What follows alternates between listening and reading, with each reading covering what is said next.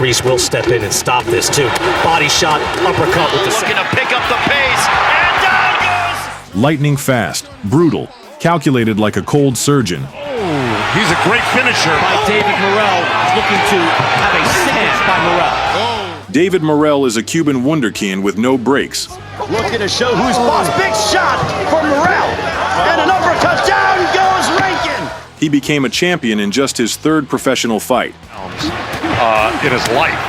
Look at this fusillade right now. And after that, knockout after knockout. Much more is round demolition. Today, his name is mentioned alongside Canelo and Benavidez. Gonna pick up the pace. What makes this guy so dangerous? And why is the boxing world buzzing about him? Let's break it down. He's in trouble. He's hurt. This one might be over. It's target. Dusty and sun-scorched, Santa Clara has always breathed boxing. And it was there, in January 1998, that David Morrell Jr. was born, a kid destined to carry the legacy of the Cuban school on his shoulders. As an amateur, he was a machine. 130 wins, just 5 losses, gold at the Junior World Championships, and the tournament's Best Boxer award. But medals weren't enough for the Cuban wunderkind. In 2019, he defected from Cuba and landed in America. Minneapolis became his new home, and the stage for his pro debut, which he ended with a first-round knockout. After the explosive debut in Minneapolis, America was watching. Was he just another hyped prospect, or the real deal? Across the ring stood Quentin Rankin, a seasoned vet with over 20 fights, a man who had once faced Chad Dawson himself. Left hand by Morrell. Rankin backed up, but couldn't escape. Morrell is A heavy left hand, and the first knockdown landed. And you also look at the Eastern European school of thinking, they move their amateurs, there's a big shot. In round 2, a left uppercut followed by a crushing right. The final nail. Now it is David looking to show who's boss. Big shot from Morrell. And an uppercut, down goes Rankin. Just 21 punches. That was all it took for America to realize this wasn't just a newcomer. This was a phenomenon. He says, his goal is to fight for a world title. That's what he came to the United States to do, and he's ready to go. If he could break Lomachenko's record, he'd like to do that right now, because he could. His first real opponent, Lennox Allen, a 22-0 veteran who had waited over 10 years for this moment. Morrell into the deep waters. A chance to finally fight for the WBA interim title. Been past 3 rounds in his life. But the Cuban machine had no intention of letting that dream come true. Hands, Joe, do you... right now.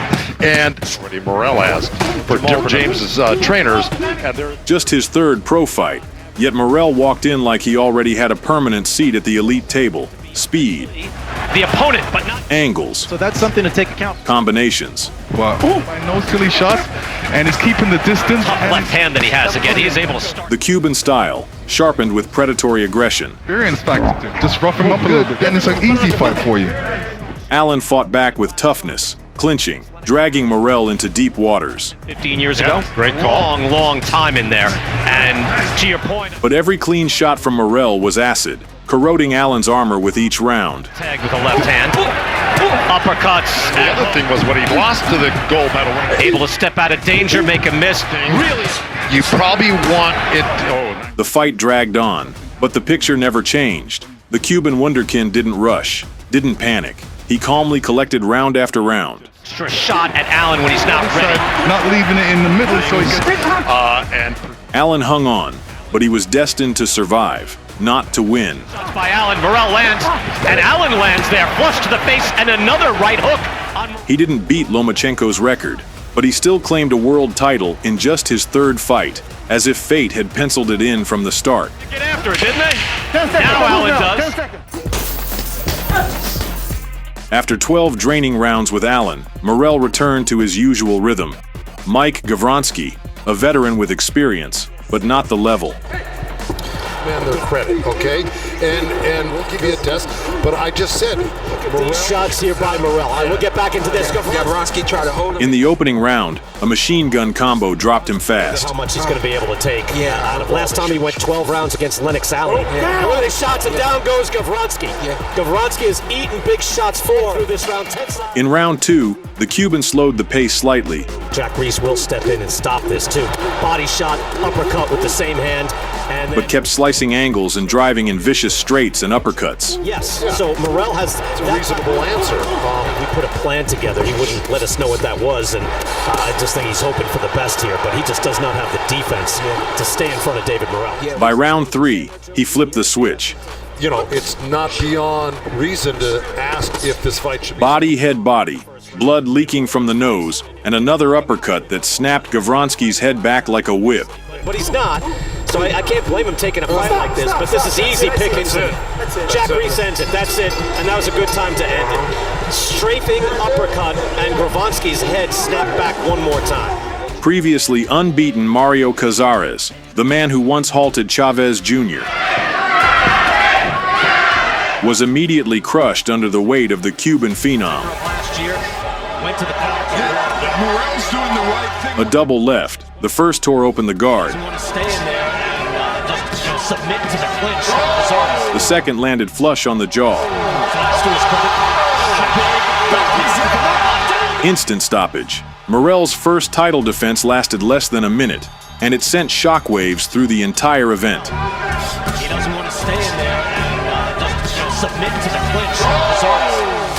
After the lightning-fast knockout of Cazares, one question echoed through the boxing world. What happens when the Cuban machine steps in with someone bigger and more experienced? The answer came quickly. Alantez Fox, 6 feet 4 inches, 28 wins, seasoned against top-tier opposition. First round, we are scheduled for 12. And it looks like he's trying to use that right. Fox is a really big guy. He's On paper, he looked like the perfect test for Morrell. right there. Those hands are fast too, Joe. But from the opening minute, it felt like Fox was cast as an extra in someone else's highlight reel. Respect it. Morrell looks extremely comfortable right here so far. Head movement like the Matrix, seamless stance switches, and cold surgical bursts forward. Fox gets spun around and tries to survive, and he does.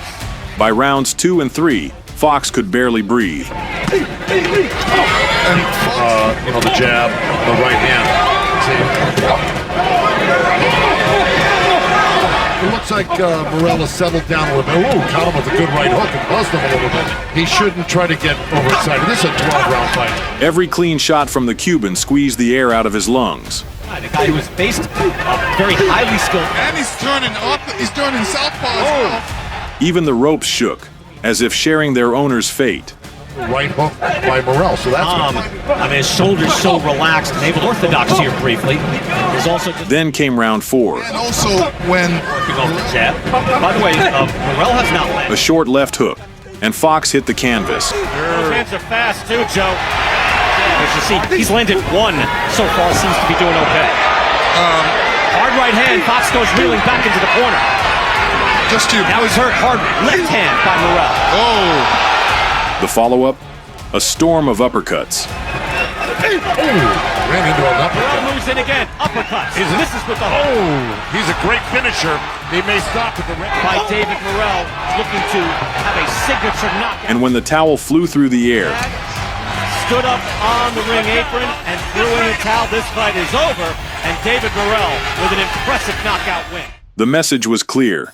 This Cuban monster doesn't just win. He rewrites the rules of the game. Ladies and gentlemen, here is the undefeated. The Cuban machine didn't slow down in his next fight either. Showcasing some good at the Armory in Calvin Henderson lasted 4 rounds. You see, those are the setup punches that I'm talking about. left hand right through the guard. Until a right hand to the temple froze him in place. Beautiful right hook that lands and long distance left uppercut. I'm ready for everybody that 168. Like, I'm open for everything. Call me. But everyone knew that message was meant for Canelo and Benavidez. Then came a different kind of fight. No easy walk, no early knockout. A 12-round war, one that ended in tragedy. For some, he was the storm of a new generation.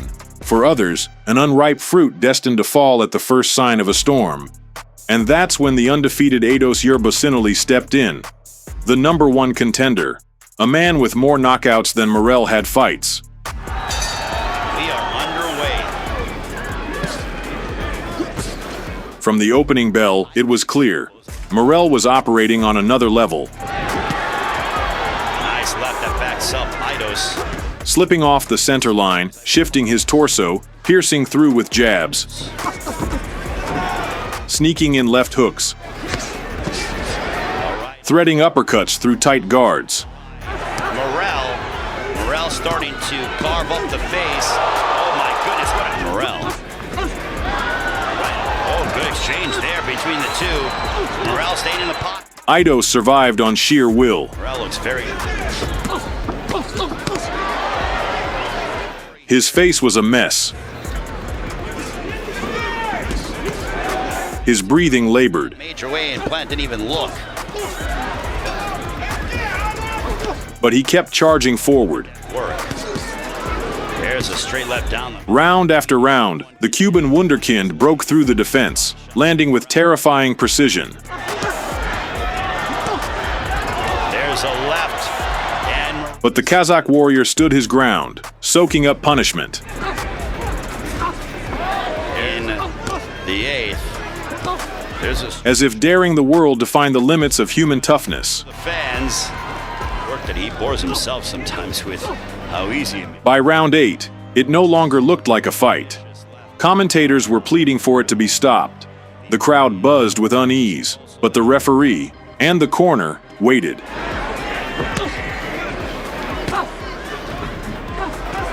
my goodness, what a left backing up Eidos, and now he... In rounds 10 and 11, Morrell was landing almost unanswered. Like target practice. A straight left hook. Uppercuts rattled Eidos' head. So, Eidos, oh, what an uppercut. That backs up. But Morrell, it is target practice. Hooks sank into his ribs. Left. It's only a matter of time before Morrell makes... Still, he refused to fall.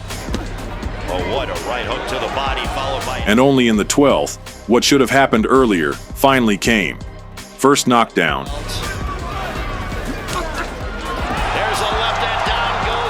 Then another. Look at that. And now Morrell looking to pick up the pace. And down goes Yerbasinuli, and that's it. The fight was stopped, but too late. That night, Minneapolis fell silent. After the final bell, Eidos collapsed, not just to the canvas, but into a coma. He survived, but never returned to the ring. For the first time, the Cuban machine's face showed no joy in victory. The belt was still his, but nobody was talking about titles that night. The price was too high. This fight became the darkest chapter of his career, and one question still haunts the sport. Why wasn't it stopped sooner? Nearly 6 months of silence. After the tragic ending with Yerbasinuli, many wondered, could Morrell handle the weight of it all?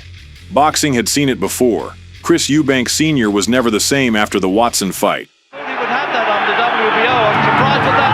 He's walked in and he's now... But when Morrell returned, he was different.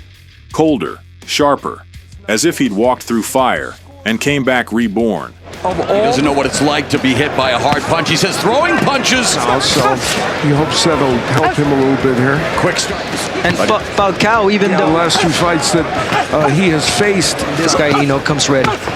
And we have 2 lefties. This is the second lefty. In Las Vegas, he faced Brazilian Olympian Yamaguchi Falcão, a bronze medalist with a granite chin. But that chin cracked in round 1. Yamaguchi Falcão. How much more is this one going to last? Good night. It's over. David Morrell. What they sent to... The arena fell silent. Falcão lay motionless, and everyone remembered Eidos. But this time, he rose under his own power, and Morrell didn't celebrate. He simply said, "I don't want anyone going to the hospital again." After that, he made it crystal clear. He wanted David Benavidez. No backup names, no distractions. Hey, baby, you're the next. He's here somewhere. Yeah, I want to fight Benavidez, man. It's next. But the mega fight couldn't happen. Benavidez was already Canelo's mandatory, and no promoter wanted to risk their two most dangerous fighters without a title on the line. So instead of glory, Morrell was left to defend his belt, and he did what he does best, trapping a strong Ghanaian in the ropes and breaking him apart with thunderous combinations. Keep your head up. Becco sparred with the likes of Morrell looking to unload. Look up Morrell to the body is so. Under a minute and a half left in the second. Becco buckled. Becco tasting these nasty shots. The referee has intervened. ¿Está riendo cuando te noquea también o qué? Vamos a ver, vamos a ver. Soon after, Benavidez made a radical move, up to 175 pounds, the light heavyweight jungle, where two kings, Bivol and Beterbiev, rule over a kingdom of silence. For the Cuban machine, the message was clear. Canelo was blocked off in the super middleweight division. If he wanted to catch the Mexican monster, he had to follow him up the mountain. And so Morrell moved up in weight, a new division, a new hunt. But the same cold fire in his eyes, and the first exam came in the form of Radivoje Kalidzic, a battle-tested veteran who'd already shared the ring with champions. Every shot. There it is. Miami. The Cuban wunderkind opened like he always does. Tonight. Nice shot. The Yankees. Respect their crews. He wanted to break the defense early, but Kalidzic held firm. Stay ready. Just trying to get the respect. And for the first time, the Cuban machine met an opponent who couldn't be steamrolled with one violent push. Yeah, it was a good round. Morrell coming in with his aggression. There it was. Morrell allowing to generate big. The rounds ticked on, and that early aggression began to shift into caution. Oh, nice! Right hand, just as we were doubting. Former champion. Yes, there was a flash in round 11, but no knockdown. Once Morrell could have hit him with almost 11 rounds in. Oh, the right hand. Pull your arms up. Prodigy is due in this fight. Oh, good shot there by Morrell. The judges were unanimous. The WBA title now belonged to Morrell. But the Cuban machine no longer looked unstoppable. This wasn't a knockout, not a hurricane, just a hard-earned decision. And with that, it became clear. At light heavyweight, Morrell would have to evolve, not just break opponents, but outlast them. So when I look at David Morrell, I'm thinking, fuck David Morrell, fuck his team, fuck everybody over there. My main job is to beat the fuck out of him, and that's exactly what I'm gonna do. The clash of two Davids, the Cuban machine versus the Mexican monster, Benavidez, an undefeated beast riding a 29-fight win streak. He bulldozed through the division like a freight train, crushing opponents with relentless pressure and uppercuts that stayed etched in memory. Shot and undisputed. The fight itself began like a chess match. When Benavidez makes that adjustment mid-fight, The monster found the mark first, piercing the guard with a looping right hand. Rated defense loves to be in close square off that high guard, but now Benavidez sitting down. Nice right hook behind, curls it behind. Benavidez. Morrell responded with single shots and, surprisingly, held his own in mid-range exchanges. Morrell also showcasing what brought him to. He timed the counters precisely, against rounds he's lost, he's been so dominant. And what but he lacked the experience. atmosphere here at T-Mobile Arena. Oh! Yeah, waited a little bit. But it's from the corner. Ooh, wow! He let Benavidez unload to the body. There's a question I need to ask you guys. Have you ever turned give and take, the ebb and flow of Morrell in the corner? And it's a big Andre 6. Morrell again on the back foot. More. And then uncork his signature uppercut through a guard that was far from solid. And there's another left uppercut. David Ben. That's good scouting from Benavidez' team right there. Oh, else to escape out of the line of fire. He is. The Cuban wunderkind lost focus. He started getting stuck on the ropes Thus far in his career against the guy who Entertain you with those uppercuts. and fell behind in the open exchanges. Benavidez flanked him at will, taunting as he landed. Great openings from Morrell. And there's another combination. There's a right hand again. In round 11, the Cuban wunderkind found his spirit and brought back the drama. Right hook, body shot. Morrell's not been the high output fight that we used to see from Benavidez. but the punch hit the shoulder. With those shots as well, and there's the knockdown. Yep. Moments later, another clash, this time after the bell. In the final stretch, Benavidez kept a cool head. I think the time for thinking is done. He's right hand to the body by Benavidez, and the ring exchanging blows. Gates, yes, it's Benavidez in cruise control. Total jabs landed. Powerless. And all Morrell could do was raise the hand of his opponent. This is how you forge respect. Who celebrated his 30th career victory. After the loss to Benavidez, the Cuban wunderkind was searching for redemption and ran straight into a brick wall. Imam Hatayev, an Olympian, a puncher, a man with more knockouts than Morrell had marquee wins. A slow 14-3. Well, Katayev lands a right, and that just makes Morrell fire back good. Early on, Morrell joked around, played to the crowd, smiled and nodded into the camera. Guard. And going upstairs and down, just like Katayev is doing that. To laugh it off, but this is serious business. It's a firefight. Heavy hands, heavy artillery. The Russian came to win. But in round 5, that smile vanished. Morrell, foot feint, moving, getting pushed back like that. Erased by a brutal overhand right. Shots of Katayev, man. Right hand sends him down! For the first time in his career, the Cuban phenom hit the canvas. That's another thing Joshua's doing, looking at everyone but his opponent. Not fight against Palacios in March. Hatayev came storming in. And you could argue that Morrell he's still falling. As we thought. Nope, I have to give all the credit. Only toward the end did the Cuban machine come alive. Rounds 8 and 9, uppercuts, combos, the crowd on fire. In round 11, he doesn't have that luxury. Much success. Morrell finally opening up, and he had more grounds. He brought back the drama, but not control. Maybe. He's got him all right when you think he might not have much left. Out those uppercuts and coming forward. Lights, trying to separate himself. Round 10 turned into a war. Stiff your Morrell. The wind is down. Listen, are we going to see a new star born in the 20 unanswered shots. It's going to be tough to top this. Both men rocked, both throwing until the final bell. Can Morrell do it? During the storm, and he's going to make it to the... This was no longer a boxing match. It was a test of nerve, will, and lungs. The judges were split. One gave it to Hatayev, another to Morrell, and the third returned the belt to the Cuban. A split decision. A win on paper, but one that tasted bitter. The Cuban machine had cracked, and the entire division saw it. This monster can bleed. Right hand sends him down! David Morrell, 27 years old. The Cuban phenom who claimed a world title in just his 3rd fight. But the latest battles proved he's not untouchable. The loss to Benavidez, the war with Katayev, they left more questions than answers. Can he truly conquer the light heavyweight division? Or will the real giants stop him in his tracks? One thing's certain, the Cuban story is just getting started. And you can bet we won't be bored watching it unfold. If you enjoyed this video, drop a like, subscribe to the channel, and remember, David Morrell's legacy is still being written.